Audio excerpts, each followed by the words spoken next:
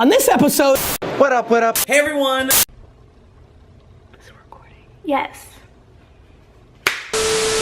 Hey guys, Natasha from Forbes here. This week on The Business of Influence, it's all about money. So how do your favorite online celebrities turn their influence into cash? Online celebrities are like rock stars and baseball players. They probably all make too much money. If they can do it, why not get paid for it? I know Selena makes $550,000 per post. I'm a really big Selena fan, so that's how I know like everything. You know, it's hard work to get that brand. It's not easy. We were funded by a YouTube Original Programming Grant back in 2012. YouTube gave money to like the Fine Brothers, Rhett and Link, Phil DeFranco, and us, and a bunch of major media companies that blew it and didn't do anything useful.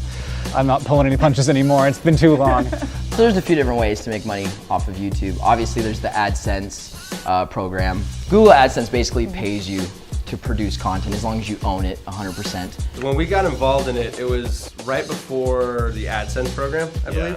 We started posting every Wednesday, and I think we'd gotten up in the first few months like to about 10,000 subscribers.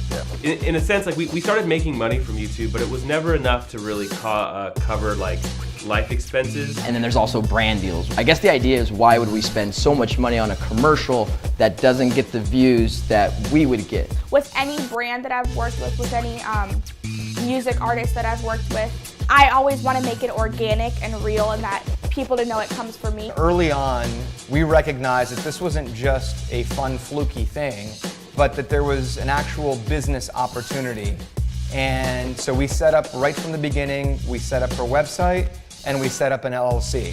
Any business you want to be multivariate with your revenue streams. We have the Curiosity Box stream, we have a YouTube Red series, and we have just the AdSense from the channels, we do brand deals. But the purpose of all these extra activities is to make it so we don't have to rely on anybody but ourselves. When brands started really working with YouTubers specifically, there was like, you know, some push and pull, and YouTubers, you know, needing the finances but not wanting the backlash from their community. So for example, on Musical.ly, if a label comes to me to use one of their artist songs, if I like the music, then I'm going to go ahead and do it. If people know that I'll be okay with this type of music, then I'm going to do it. You'll get your hecklers, like people calling you out, but at the same time, everybody that's anybody on social media is posting ads, and people are just immune and accustomed to it at this point that it's just expected. It has to be different for every creator. It depends on the kind of content you create, it depends on the kind of audience you have, it depends on the kind of person you are. Brand deals might be 90% of one person's revenue, and Patreon, where people just like voluntarily subscribe with dollars, might be 90% of another person. On next week's episode, The punchline with all this, everybody thinks it's the sprinkles when it's actually the cupcake. To me, being on television or being in print or being on a billboard, that's the sprinkle. Winning in here is the core. all right guys, thanks for tuning in, and don't forget to subscribe.